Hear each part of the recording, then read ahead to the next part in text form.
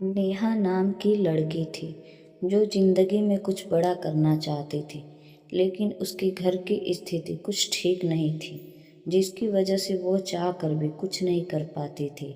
नेहा के पापा बचपन में ही मर चुके थे। नेहा की माँ लोगों के घरों में बर्तन धो करके नेहा का पालन पोषण करती थी। नेहा सरकारी स्कूल में ही अपना पढ़ाई लिखाई की थी। उसके बाद आगे पढ़ने के लिए दूसरी जगह एडमिशन कराना पड़ा, जिसकी वजह से नेहा की माँ अपने सोने की कान का बेच दी, जिसकी वजह से उसका आगे की पढ़ाई के लिए एडमिशन कराई।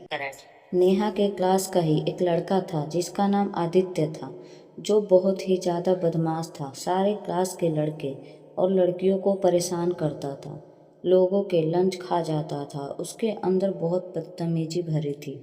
सारे लोग उसके खिलाफ इसलिए नहीं बोलते थे क्योंकि वो उस कॉलेज का प्रिंसिपल का बेटा था। इसी वजह से वो इतना बदतमीज था। एक दिन की बात है, सब लोग लंच कर रहे थे, नेहा भी खा रही थी। खाना अचानक से आकर के आदित्य ने नेहा के लंच बॉक्स से खाना ले करके खाने लगा। आदित्य खाना को मुंह में डालते ही थूक दिया और बोला कि कितना गंदा सा खाना है, किसने बनाया इतना बकवास खाना। लोगों के सामने नेहा की मजाक उड़ाने लगा। नेहा को गुस्सा आ गया और उसने आदित्य को एक थप्पड़ खींच करके मार दी और बोली कि तुम्हें इतना भी तमीज नहीं है कि अनाज का यूं अपमान नहीं करते, तुम्हारी माँ ने तुम्हें कुछ नहीं सिखाया। सारे लड़के और लड़कियां उसको देखने लगे क्योंकि आज तक आदित्य के सामने कोई ऊंची आवाज में भी बात नहीं किया। नेहा ने थप्पड़ कैसे मार दी। आदित्य के कुछ दोस्ते थे जो आदित्य के इशारे पर नाचते थे। उन्होंने बोला कि अरे तुम्हारी इतनी हिम्मत कैसे हुई जो तुमने आदित्य को थप्पड़ मार दिया, अब तुम इस कॉलेज में नहीं रहोगी। नेहा वहां से चली गई। आदित्य का थप्पड़ वाला बात प्रिंसिपल के पास चला गया, जो कि आदित्य के पिता भी थे। उन्होंने नेहा को कॉलेज से बाहर निकालने का फैसला किया, लेकिन आदित्य बोला कि आप कुछ मत बोलिए, ये मैटर मैं देखूंगा। नेहा के कुछ दोस्त ने बोली कि ये तुम अच्छी नहीं की जो उससे थप्पड़ मारी हो, वो बहुत ही ज़्यादा बदतमीज, अब तुम्हें इस कॉलेज में पढ़ने भी नहीं देगा।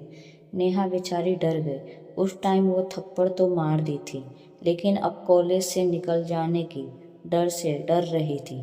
नेहा सीधा अपने घर चली गई। घर जाते ही चुपचाप जा करके सो गई।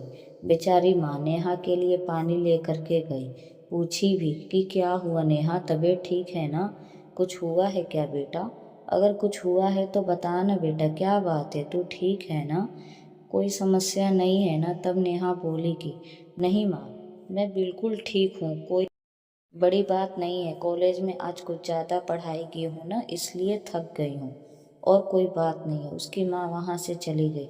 नेहा बेचारी सोचने लगी कि अपमानी में से क्या बताऊँ, बेचारी वो भी चिंता करने लगेगी। जब दूसरा दिन हुआ तो नेहा डर रही थी कॉलेज जाने से, लेकिन जाना पड़ेगा, इसलिए नेहा ने आदित्य से माफ़ी मांगने का फैसला की और कॉलेज के लिए चली गई। जब कॉलेज पहुंची तो आदित्य दरवाजा के पास ही था। उसके कुछ दोस्त भी वहीं पे बैठे हुए थे।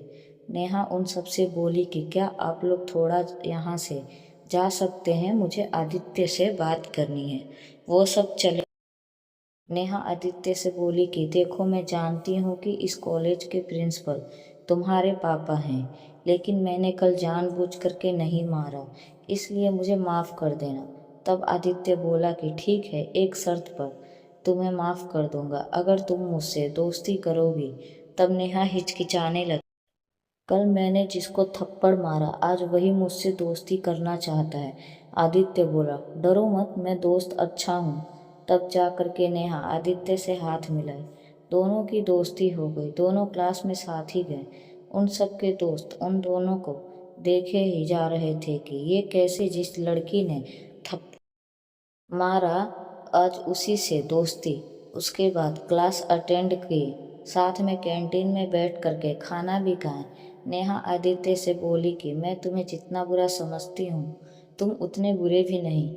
आदित्य बोला कि आगे आगे तुम मेरा अलग अलग रूप देखोगी। दोनों खूब सारी बातें किए, हंसी मजाक किए दोनों। अपने अपने घर चले गए। नेहा घर पर जा कर के सोचने लगी, कल मैं आदित्य को थप्पड़ मारकर बहुत गलती कर दी। वो तो बहुत ही अच्छा लड़का है। उसकी बातें सोच सोच कर खुश हो रही थी। नेहा की माँ मुस्कुराते देख बोली कि क्या बात है, आज तो मेरी बेटी काफ़ी खुश लग रही है। नेहा बोली, कुछ नहीं माँ, बस ऐसे ही। नेहा अपनी माँ से बोली कि माँ एक बात बोलूँ, आपने लोगों के घर में अब काम करना छोड़ दो। मैं कुछ बच्चों को ट्यूशन पढ़ाऊंगी जिससे घर का खर्चा चल जाएगा। माँ, मुझे अच्छा नहीं लगता कि आप दूसरों के घरों में काम करती हो। तो उसकी माँ बोली कि तुम अगर यही चाहती हो तो मैं लोगों के घरों में काम नहीं करूँगी। नेहा बोली, हाँ माँ, तुम अब घर में आराम करो। दोनों माँ बेटी खाना खाई और सो गई।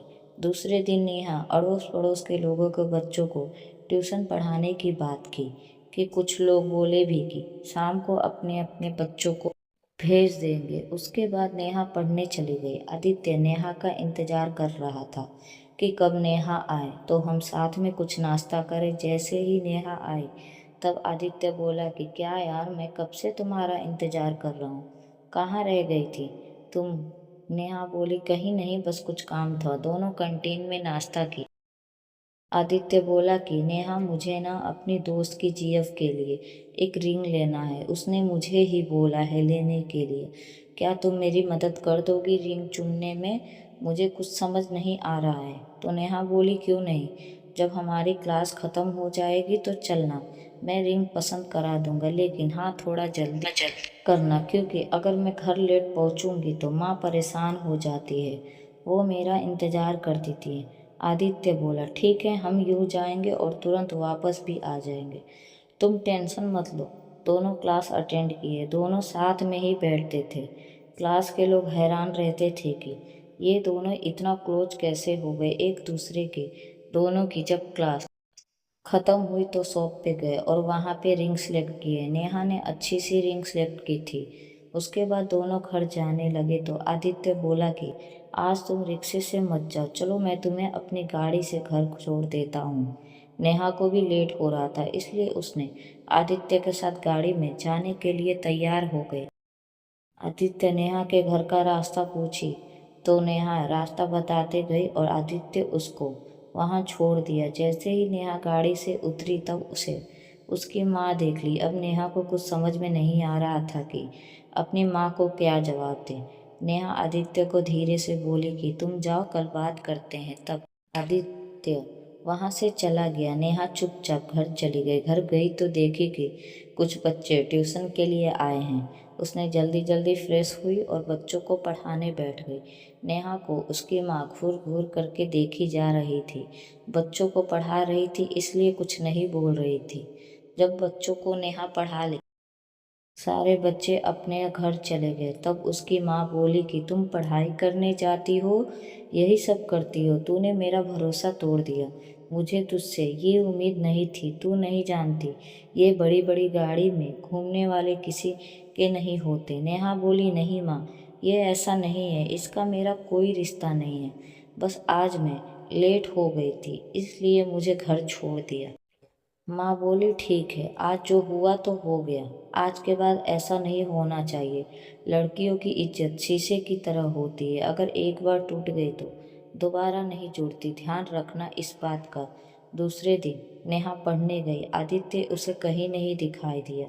क्लास अटेंड की तब भी आदित्य नहीं था। कुछ क्लास के लोगों से पूछी तो किसी को पता नहीं था। एक लड़का आया और बोला कि आपको आदित्य बुला रहा है क्लास में। नेहा बोली, मैं अभी तो क्लास से आ रही हूँ, वहाँ सब हैं लेकिन आदित्य नहीं। तो वो लड़का बोला, नहीं, आदित्य वहीं है, चलिए ना मेरे साथ। नेहा उस लड़की के साथ गई तो देखी क्लास में कोई नहीं था। बोली कि कहाँ है आदित्य? वो लड़का बोला कि आदित्य ने यहीं बुलाया था, पता नहीं कहाँ चला गया। इतना बोलते वो लड़का वहाँ से चला गया। आदित्य तब से बोला कि मैं यहाँ हूँ। नेहा परेशान थी, बोली कि क्या यार, मैं कब से तुम्हें ढूंढ रही हूँ, पता नहीं तुम कहाँ हो। आदित्य घुटने पर बैठ करके वही रिंग निकाला जो उसने ली थी। बोला कि मैं तुमसे प्यार करने लगा हूँ, मैं तुमसे शादी करना चाहता हूँ, तुम्हारे साथ पूरी जिंदगी बिताना चाहता हूँ। नेहा को भी आदित्य पसंद था, शायद इसलिए उसने आदित्य के हाथों से रिंग पहन ली। दोनों बहुत खुश थे। उसी वक्त दोनों खाना खाने बाहर चले गए। उस दिन दोनों ने पढ़ाई नहीं की, खूब घूमे। फिर उसके बाद नेहा अपने घर चली गई। नेहा सारा वक्त सिर्फ आदित्य के बारे में सोचे जा रही थी। ऐसे ही दोनों मिलते गए, हर रोज कहीं ना कहीं घूमते, एक दूसरे में ही रहते थे। दोनों के बीच प्यार गहरी हो गई थी, इतना कि कोई सोच नहीं सकता। नेहा आदित्य से बोली कि अब हम अपने अपने घर बता देना चाहिए हमारे रिश्ते के बारे में। तो आदित्य बोला, ठीक है, तुम अपनी माँ को बता दो, मैं अपने घर बताता हूँ। दोनों अपने अपने घर पे बात किए। नेहा की माँ मान गई, लेकिन नेहा जब आदित्य से पूछी कि तुम्हारे घर वाले क्या बोले, तो आदित्य बोला कि मेरे घर वाले नहीं मान रहे। क्या करें यार, एक काम करते हैं, अगले हफ्ते हम दोनों कोर्ट मैरिज करते हैं, उसके बाद सब मान जाएंगे। नेहा पहले तो हिचकिचाई, बोली कैसे करेंगे ये। आदित्य बोला, तुम टेंशन मत लो, सब ठीक हो जाएगा। नेहा घर गई, अपनी माँ से बात की। उसकी माँ यही बोली कि जिसमें तुम लोगों की खुशी में तैयार हूँ। शादी की तैयारी की। नेहा को आदित्य फ़ोन किया और बोला कि सोमवार को तुम 11 बजे कोर्ट पहुँच जाना, मैं वकील से बात कर चुका हूँ, मैं भी आ जाऊँगा। नेहा बहुत खुश थी, क्योंकि जिससे प्यार करती थी उससे नेहा की शादी होने जा रही थी। सोमवार के दिन नेहा और उसकी माँ कोर्ट गई। नेहा अच्छे से तैयार हुई थी। कोर्ट गई तो आदित्य आया ही नहीं था। नेहा इंतजार कर रही थी। 11 से 12 बज चुका था। तब नेहा आदित्य को फ़ोन लगाई तो फ़ोन बंद बता रहा था। नेहा घबरा गई, ऐसे कैसे फ़ोन बंद है।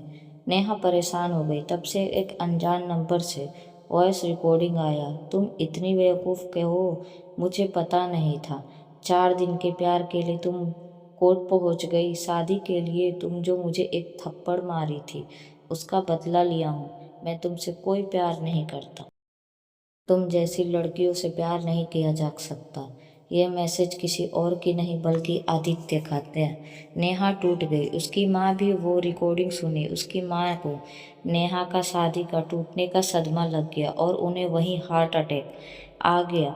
वो मर गई। नेहा बेचारी माँ माँ करके रोने लगी। बेचारी की एक ही दिन में सब उजड़ गया। नेहा सदमा बर्दाश्त नहीं कर पाई और वो पागल हो गई। एक थप्पड़ की वजह से उसकी दुनिया ऐसे उजड़ी जैसे पैरों तले जमीन छिन गई। इसलिए लड़कियों से कहा जाता है, किसी पे भरोसा करो तो सोच समझ के, वरना नेहा के साथ जो गलत हुआ वो आपके साथ भी हो सकता है। चैनल को सब्सक्राइब करें और नए वीडियो सबसे पहले पाए। आपका एक सब्सक्राइब हमें और अच्छा कहानी बनाने की ताकत देता है। वीडियो पसंद आए हो तो लाइक, शेयर और सब्सक्राइब करना न भूलें। यह बिल्कुल फ्री है। एक क्लिक करें और हमारे परिवार का हिस्सा बन जाए। रोज नए वीडियो देखने के लिए सब्सक्राइब बटन दबाएं। हमारे साथ जुड़ने के लिए सब्सक्राइब करें। आपका सहयोग ही हमारी प्रेरणा है। सब्सक्राइब करें, बेल आइकन दबाएं और कहानियों का सफ़र हमेशा जारी रखें। Thank you watching my video. Bye bye.